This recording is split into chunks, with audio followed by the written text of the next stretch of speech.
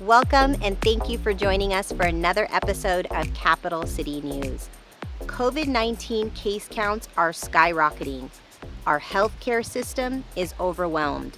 Our hospital beds are at capacity and our emergency services are being strained. Please help us keep our community safe by following the COVID-19 guidelines in place. To learn more, visit coronavirus.utah.gov. On this week's episode, we hear from Jorge Chamorro, Salt Lake City's Compliance Division Director, on parking updates in the city since COVID-19. And our History Minute, just in time for the release of the second season of The Mandalorian, is about actor Wilford Brimley.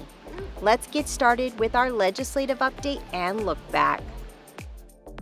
At its October 28th meeting, the City Council adopted a joint resolution with the mayor formalizing November as Native American Heritage Month in Salt Lake City and held a public hearing for Budget Amendment 3. To learn more, visit slc.gov/council. Look up, it's a bird, it's a plane. It's Salt Lake City's new flag waving high above historic City Hall. The city's newest emblem was unveiled with an official flag-raising ceremony with city leaders, the Salt Lake City Flag Design Committee, and the flag's two local designers, Ariana Meinking and Ella Kennedy Yoon. The new flag represents the resilience of the city and its residents, celebrates Salt Lake City as the only U.S. capital city with 3 words in its name, and represents justice, peace, and progress. To learn more, visit slc.gov/flag. 1, 2, 3. More exciting news at the new SLC airport. Concourse B just made its debut and Phase 1 of the new international airport is fully complete. Back in September, the new SLC officially opened with Concourse A West, dedicated to 25 Delta gates, including 6 international gates. Today, Concourse B has a total of 21 gates to house 7 more partner airlines, 3 new restaurants, and 5 new shops. Visitors also get to experience all 4 seasons of Utah with the new 990-foot tunnel artwork. Demolition of the previous airport and Phase 2 of the new SLC is now underway. To learn more, visit slcairport.com/the new SLC. You and your kids and your grandkids will be proud of for generations to come. In the early 1980s, Salt Lake City was water park central for the Intermountain West. The Wild Wave was home to the world's 3rd wave pool and the place to be in the summertime. Fast forward almost 40 years to 2020, and the 17-acre Glendale Park, which has changed names to Raging Waters and later Seven Peaks, is in a state of serious disrepair. Closed since 2018, the pools leak, much of the equipment is broken and unsafe or no longer meets engineering codes. Vandalism and operator abandonment have created additional problems, such as fires, stripped electrical wiring, and equipment theft. The park's condition leaves Salt Lake City wrestling with the difficult question of what to do next. Estimates from water park experts have placed the costs of repairing and restoring the park to meet current standards at well over $20 million. The recommendation of city staff is to disassemble what remains and make way for something new, with a cost projected to be between $500,000 and $600,000. Before taking any action, we want to hear from you. City parks are your parks, so your thoughts and ideas matter. Please consider taking the survey and then contributing comments to the Parks and Public Lands Master Plan, which will help the city consider its next steps. During the initial months of the pandemic, many Salt Lake City parking enforcement ordinances were suspended. Starting this month, parking enforcement is back to business as usual, and Jorge Chamorro, the city's Compliance Division Director, shares details. So there was an amendment most recently regarding the emergency declaration. A press release went out last week. The big change is that now parking enforcement is back, and for now we have 2 weeks of grace period, which means if you have been parking at a certain location and maybe time limited for the last several months, you haven't received a citation. But now with this change, the first thing we want to do is make you aware that now parking enforcement is going to resume.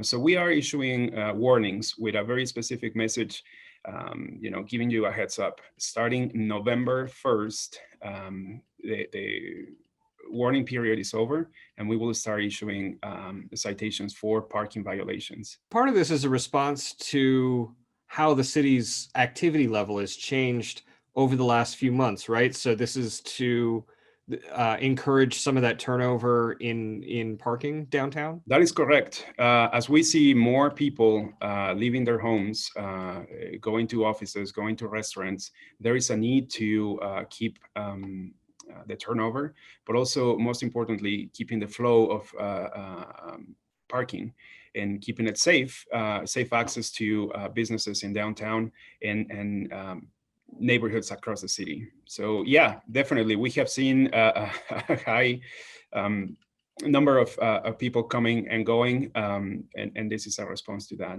For people who might be affected by COVID-19 or anything like that, what are ways the city could help mitigate some of these enforcements if, say, you're quarantined at home, or who would they be able to call for help in that situation?